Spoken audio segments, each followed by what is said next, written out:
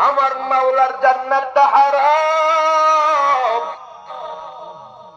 আমার রাসূল বলেন নাম্বার 1, এই পাপগুলো আপনারা শুনবেন আর মনে মনে চিন্তা করে দেখেন আমারে বইলেন সমাজে আছে না নাই। যদি সমাজে এই পাপগুলা থাকে গরম কমবে না রে বাবা। বৃষ্টি কইলে আবার এমন বৃষ্টি হবে যে বৃষ্টিতে ফসল নষ্ট হয়ে যাবে। হাদিসে এসেছে, মিশকাত শরীফে আছে, মাওলা পাকের রহমতের বৃষ্টি কোনটা তা চেনার আলামত কি? রাসূল হাদিসে বলেছে রহমতের বৃষ্টি যেটা সেটা হবে শেষ রাতের মধ্যে। সেই বৃষ্টির মধ্যে বিজলি থাকবে না, ডাক থাকবে না। সেই বৃষ্টির মধ্যে বাবা শিলা বৃষ্টি হবে না। গুড়িম গুড়িম আওয়াজে টিনের চালের উপরে বৃষ্টি পড়লে সামান্য আওয়াজে কেমন জানি গম হয়। রাসূল কয় রহমতের বৃষ্টি যখন হয় মনে হয় কেমন জানি কে জানি পিঠের উপরে হাত ছানি দিয়ে ঘুম পাড়া দিচ্ছে। এমন সুন্দর বৃষ্টি আগে দেখতাম, ছোটবেলায় দেখতাম, তখন দেশে নাফরমানি কম ছিল। কিন্তু বৃষ্টি হলেই বর্তমান বিদ্যুৎ ছাড়া বৃষ্টি নাই। বৃষ্টি হলে শেষ রাতে হয় না, দিনের বেলায় বৃষ্টি হয়। রহমতের বৃষ্টি যেটা হবে সেটা দিনে হবে না, মানুষের কাজে ডিস্টার্ব হবে না। রহমতের বৃষ্টি যেটা হবে শেষ রাতে ঘুমের জন্য আরামদায়ক বৃষ্টি হবে রে বাবা। ওই বৃষ্টিগুলো আজ কেন না? একমাত্র কারণ নাফরমানি। সেই 3 নাফরমানির 1 নাম্বার। মায়ার নবী ডাক দিয়া কয় মুদমিনুল খামরি, নাম্বার 1 যারা নেশা করবে, নেশাখোররা, এদের উপরে আবার মাওলার জান্নাত হারাম হয়ে যাবে। নাউজুবিল্লাহ। নেশাখোর আছে নাকি নাই? আমার রাসূল কয় লা তুশরিক বিল্লাহি শাইআ ওয়া ইন কুতিলতা আও হুরুকতা ওয়া লা তাতরুক সালাতান মুতাআম্মিদান ফামান তারাকাহা মুতাআম্মিদান ফাকাদ বারিআত মিনহু যিম্মা ওয়া লা তাশরাবিল খামরা ফাইন্নাহা মিফতাহু কুল্লি শার। নবী কয় রে সাহাবী নেশা করিও না, কারণ এই নেশাই হলো সব পাপ কাজের চাবি। কথা কোন ঠিক না? নেশা এমন জিনিস আমার মালিক কোরআনে ডাক দিয়া কয় ইন্নামা ইউরিদুশ শাইতানু আইয়ুকিআ বাইনাকুমুল আদাওয়াতা ওয়াল বাগদা ফিল খামরি ওয়াল মাইসির ওয়া ইয়াসুদ্দাকুম আন যিকরিল্লাহি ওয়া আনিস সালাহ।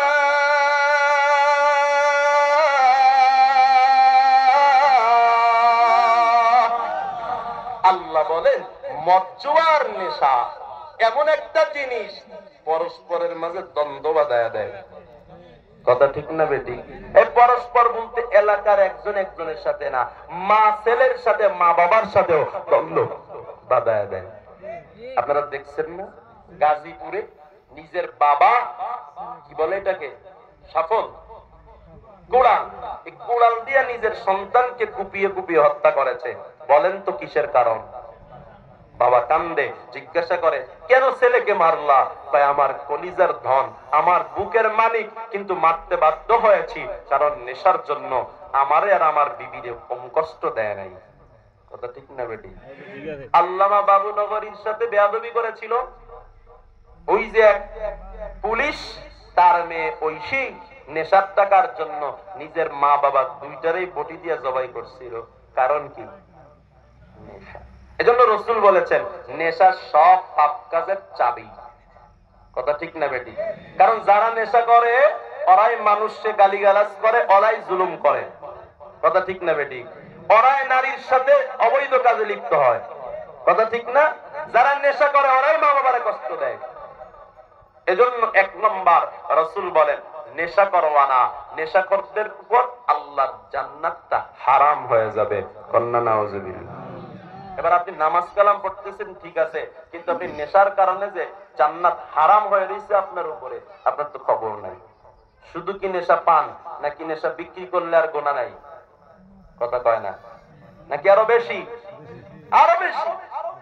আজকে দেখলাম খবরে স্বামী পাইকারি গাঁজা কিনে আর স্ত্রী খুচরাই বিক্রি করে। নাউজুবিল্লাহ করেন। পারিবারিক বিজনেস। কিন্তু অত্যন্ত দুঃখের বিষয়, আমরা মোল্লা মৌলবীরা মাইক ফাটিয়ে নেশার বিরুদ্ধে বয়ান কি কম করি? কথা কয় না। ইমাম সাহেব করে না? সারা বাংলাদেশে করে তো। আমগো দেশের এক শ্রেণীর নেতা দেখবেন টোকেন নিয়ে আসে আর চিঠি পাঠায়, ইমাম সাহেবের কাছে গিয়ে দিবা, হুজুর মাদকের বিরুদ্ধে কথা বলবে। আছে না নাই? স্টেজে দাঁড়ায়া মাইক নিয়ে বলবে, হুজুরের কাছে অনুরোধ, হুজুর মাদকের বিরুদ্ধে কথা বলবেন। আছে না নাই? ওরে বাপ্পা, এই নেতাই ইমামরে চিঠি দিল নেশার বিরুদ্ধে, মাদকের বিরুদ্ধে বয়ান করবেন, আর রাতের আধারে সেই নেতাই হাদিয়া আদান প্রদানের মাধ্যমে মদের বারগুলোর লাইসেন্স বিক্রি করে থাকে। কথা কোন ঠিক না? যদি আমার দেশের নেতাগুলো মদের লাইসেন্স বিক্রি বন্ধ না করে, মোল্লাদের পান কিয়ামত পর্যন্ত চললেও লাইসেন্স বিক্রি বন্ধ না হয়, বাংলার জমিন থেকে নেশা বন্ধ করা সম্ভব নয়। ঠিক না? ওদেরকে যদি বলা হয় নেশা খাও, বার বসাইছো, ভয় লাগে না? কি লাইসেন্স আছে? তোর বাপে আইসা লাইসেন্স দিয়ে গেছে। কথা কয় না? ওই বাপগুলোরে চিনা দরকার। ওই বাপদের বিচার করতে হবে। করতে না পারলে পাবলিকের হাতে ছেড়ে দেন, সাধারণ তাওহীদি জনতা ওদেরকে দেখে নিবে। কথা ঠিক না বেটি? রাগ করতেছেন? বাস্তবতা বললাম। এত বয়ান করে কাম হচ্ছে না একমাত্র ওদের কারণে। ওরা লাইসেন্স দেয় এ কারণে। কথা ঠিক না বেটি? লাইসেন্স দিলে তো স্বাধীন, কত করতে পারবে সে অপরাধ। অপরাধের লাইসেন্সও আছে আমার দেশ। নাউজুবিল্লাহ বলে না? মুহতারাম হাজিরিন, 2 নাম্বার রাসূল বলেন, নাম্বার 2, মা বাবার অবাধ্য সন্তান। আমার রাসূল বলেন, মা বাবারে যেই সন্তানে কষ্ট দেয়, আমার রাসূল কয় ওই সন্তানের উপরে আবার মাওলার জান্নাতটা হারাম হয়ে যায়।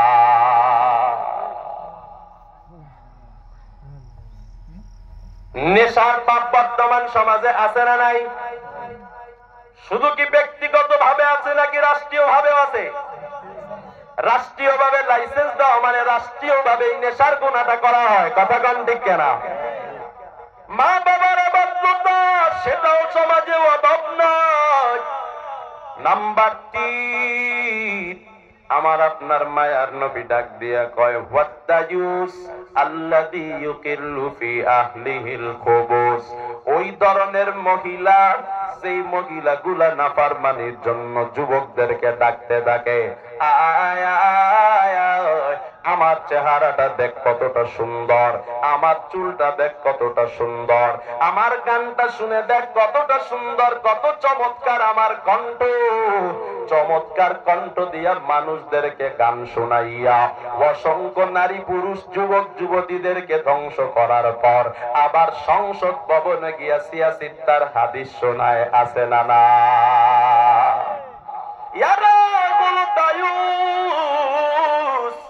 দায়ুস কখনো মাওলার জান্নাতে যেতে পারবে না।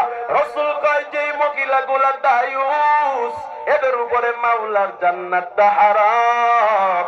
দায়ুস মহিলাদের পিছনে যারা ঘুরে বেড়ায়, এদের উপরেও মাওলার জান্নাতটা হারাম।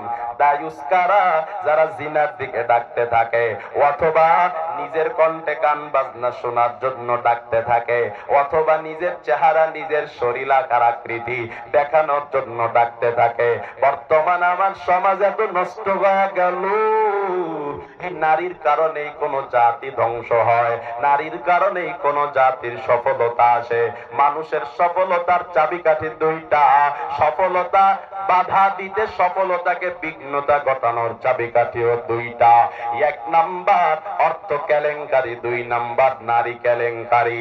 জীবনে যেই যুবকটা, যেই মানুষটা অর্থ কেলেঙ্কারি আর নারী কেলেঙ্কারি থেকে মুক্ত থাকতে পারবে, ওর সফলতা কেউ ঠেকাতে পারবে না। ঠিক কেনা? অর্থের পিছনে যে পড়েছে, অবৈধ নারীর পেছনে যে পড়েছে, এই 2টার পিছনে যে পড়ে, তার জীবন শেষ, যৌবন শেষ, অর্থ শেষ, টাকা পয়সা শেষ, সম্মান শেষ, সব শেষ। কথা কোন ঠিক না?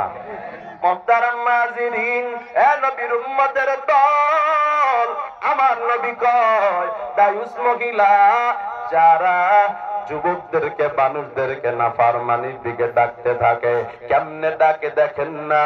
ওই যে সাইনবোর্ড দেখবেন রাস্তায়, সেখানে নারীর অ্যাড দেওয়া, ওই ছবিটা মানুষদেরকে নাফরমানির দিকে ডাকতেছে। মোবাইল খুলবেন, ইমুতে যাবেন, বেগানা নারীর ছবি পাবেন। ফেসবুকে যাবেন, মেসেঞ্জারে যাবেন, বেগানা নারীর ছবি পাবেন। গুগলে যাবেন, বেগানা নারীর ছবি পাবেন, ভিডিও পাবেন। আজকে নারীকে কতটা সস্তা বানায় দেওয়া হইল। অথচ আল্লাহর বিধান ছিল একটা নারীকে দেখতে হলে তারে বিয়ে করা লাগবে, তার মোহর আদায় করার পর তারপর তার চেহারাটা দেখা লাগবে, তারপর তাকে দেখা জায়েজ হবে। কিন্তু নারীবাদীরা আমার মা বোনদেরকে সস্তা বানায় ফেললো।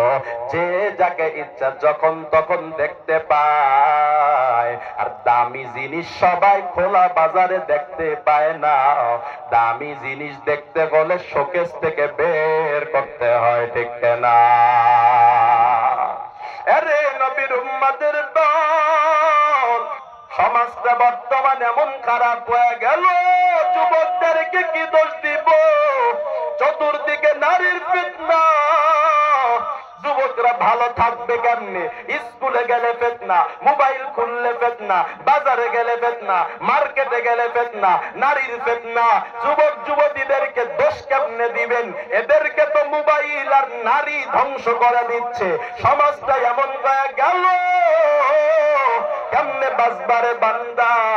বাঁচার একটা পদ্ধতি জানা বের করা দরকার। ওই যে ইউসুফ আলাইহিস সালাতু ওয়াস সালাম, এরও তো একটা নারী ঘিরে ধরছিল নাফরমানি করার জন্য, কিন্তু না না, জুলাইখার চক্রান্ত সফল হয় নাই, বরং আল্লাহ পাক ইউসুফ পয়গম্বরকে জুলাইখার চক্রান্ত থেকে হেফাজত করেছেন, কি করেন না?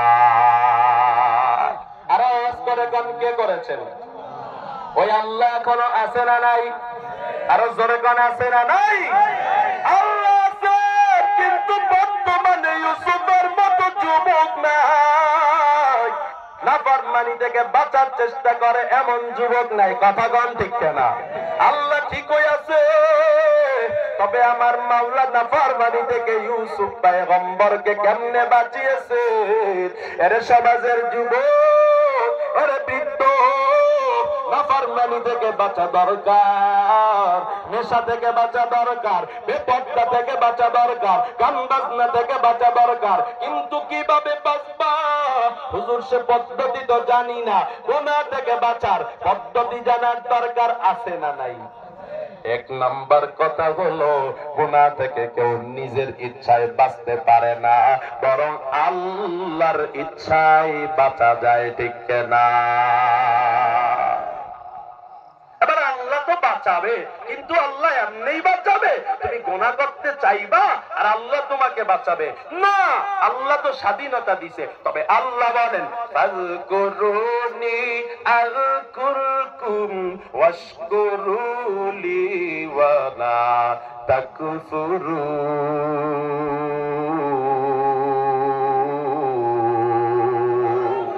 আল্লাহ কয়, আমি আল্লাহরে স্মরণ করে দেখ না, আমি আল্লাহ তোরে স্মরণ করব। সুবহানাল্লাহ কয় না? আর যারা মহব্বতে করেন আল্লাহু আকবার। আল্লাহ কি কয়? আমি আল্লাহরে স্মরণ করে দেখ না, আমি আল্লাহ তোরে স্মরণ করব।